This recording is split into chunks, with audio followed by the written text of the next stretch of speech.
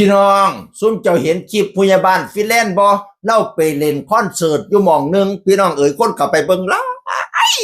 ายหัวดำกุมกิมแตกโคบเก็บพี่น้องเอ๋ยโอ้ยคนยังมาไปหลายคักหลายแน่แท้พี่น้องเอ๋ยในคลิปแล้วก็เว้าว่ามื้อนี้อายุ25ปีแล้วมีลูก2คนลูกข่อยนั้นเป็นลูกกำพร้าพ่อแม่ยังเบิดพะนะว่านั่นน่ะมื้อนี้พ่อน้องนาริตามาแสดงมื้ออื่นกับแม่น้องนาริตามาแสดงมาเบิ่งหลายๆเด้อให้กำลังใจกันหลายๆอีหยังให้อภัยกันได้ก็ให้อภัยถ้าให้อภัยกันบ่ได้ก็มีอีตัวฟันคอหลุดข่อยสิฟังพี่น้องปีนี้อายุ25แล้วลูก2คนลูกใครกันกับผ้าพ่อแม่ยังเหมือนแล้วลูกอื่นนี่แล้วนี่แม่นาริตากับสิมาเรียนเด้อเบิ่งเพิ่นหลายเด้อให้ตั้งใจซึ่งกันและกันมื้อนี้พ่อนาริตาเรียนมื้ออื่นแม่เพิ่นเรียนให้กำลังใจซึ่งกันและกันเกิดเป็นคนน้ำกันฮักกันเพียงกันอย่าทักกันหลายถ้าอย่าให้กันได้อันบ่ได้กับอีโตบ้านพ่อมันโลดยังให้อภัยได้ก็ให้อภัยกันให้อภัยบ่ได้ก็มีตัวฟันคอโลดพะนะคนกับหัวลอกกันแต่โกบพี่น้อง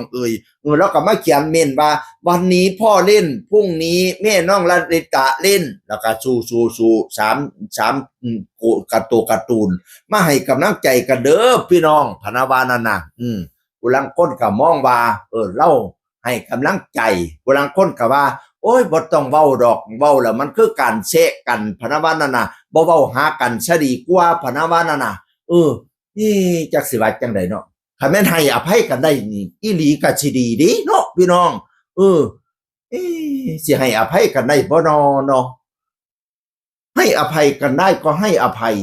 ก็ค่อยชอบประโยคแรกแต่ประโยคหลังบ่เอาเด้อคันให้อภัยกันบ่ได้นี่มีดฟันคอหรือบ่เอา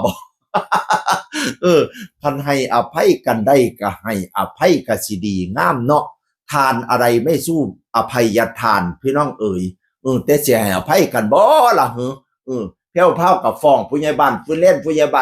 ต้องไปขึ้นศาลยโสธรผู้ใหญ่บ้านฟินแลนด์กับฟ้องแพ้วพาวอยู่ขอนแก่นแพ้วพาวก็ต้องมาขึ้นศาลขอนแก่น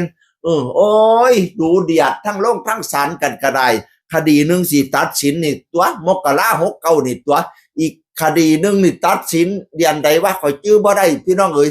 มีคดีบ้านนึงกับคดีหมิ่นประมาทนึงเนาะต่างคนต่างฟ้องกันน่ะโอ้ย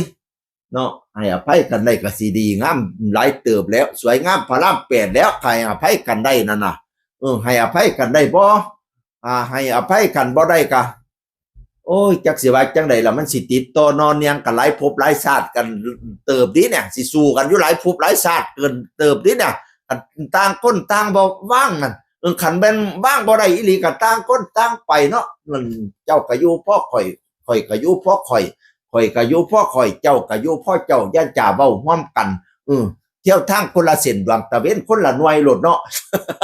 จักสิว่าจังใดดีพี่น้องเอ้ยนั่นล่ะพี่น้องนี่ล่ะคนกะฮักแพงแบ่งปันกันเด้อพี่น้องเอ้ยคันแม่นเพิ่นให้อภัยกันบ่ได้ก็เลี้ยงของเพิ่นเลี้ยงของ FC นั่นอย่ากากใส่กันหลายเลี้ยงของเพิ่นบ่แม่นเลี้ยงของเฮาเว้าแล้วเว้าอีกซุมเจ้าสิได้ไปขึ้นเรื่องคนศาลย้อนกากใส่เพิ่นนี่ล่ะนั่นล่ะเงียบไป FC นั่นน่ะอย่าไปหาด่าผู้นี้ก็อย่าไปด่าฟังพุ่นผู้ฟังพุ่นก็อย่าด่าฟังพี่ฟ้องไก่เพิ่นฟ้องกัน2 ต่อ 2อย่าให้เพิ่นได้มาฟ้อง FC ย้อนว่านี่ล่ะย้อนปากเฮานี่ล่ะย้อนมือเฮานี่ล่ะสงบปากสงบคำสงบมือไว้บรรดา FC ทั้งหลายอย่าไปก้าวล่วงเรื่องเพิ่นซำนี่ล่ะเสียงคือคนเก่าเว้าสู่ฟังสวัสดีครับ